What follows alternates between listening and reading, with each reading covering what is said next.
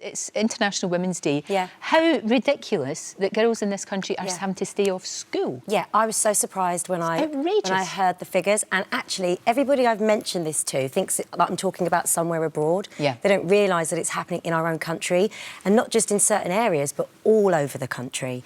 And it's shocking numbers. It's unacceptable.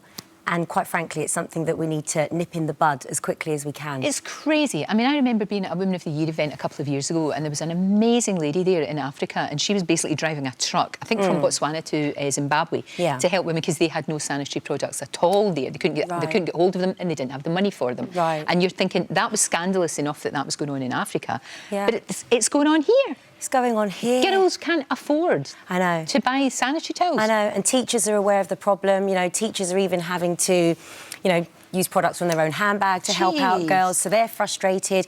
Parents are desperate. 1 in 20 parents have resorted to having to steal sanitary products for their daughters.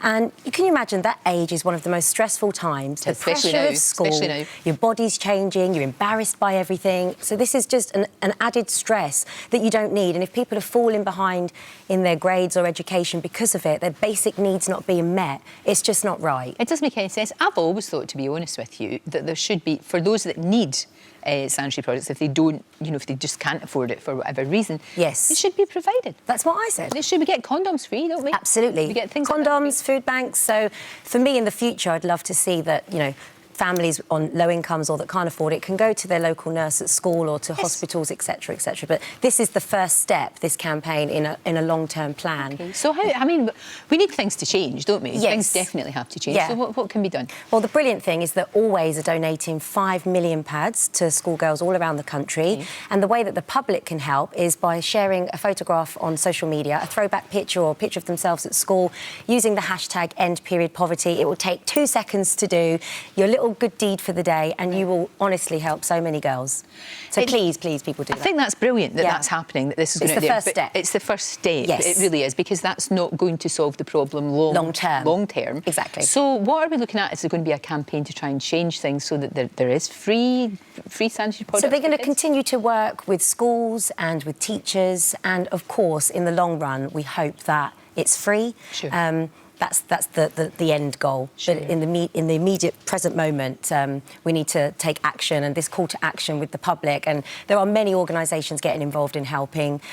But people power. There's so much that we can do. Sure. The government have a part to play, but we are individually quite powerful as well. And doing something so simple as sharing an image online, which you do anyway in your everyday, probably about 10 times a day, it's really going to help. I can tell you're really passionate about this. Yes. Why did you want to get involved? I mean, I really believe in building up the confidence of young girls. I believe in equality and just equal rights, and I'll always speak out about things that I'm passionate about. And it makes me really sad thinking about how desperate these parents must be. It makes me feel sad thinking about the girls and the stress that they must be going through. OK, my daughter's only 4, but as a parent, all you want is for your child to be healthy, happy, fed and watered. Sure. And can you imagine not being able to provide for your child just their basic needs? So I think it's about using my platform responsibly and speaking out about things that are important. Good. I'm so glad that you do, because it's important. We'll put all of the information on our website, of course. I think that's important as well.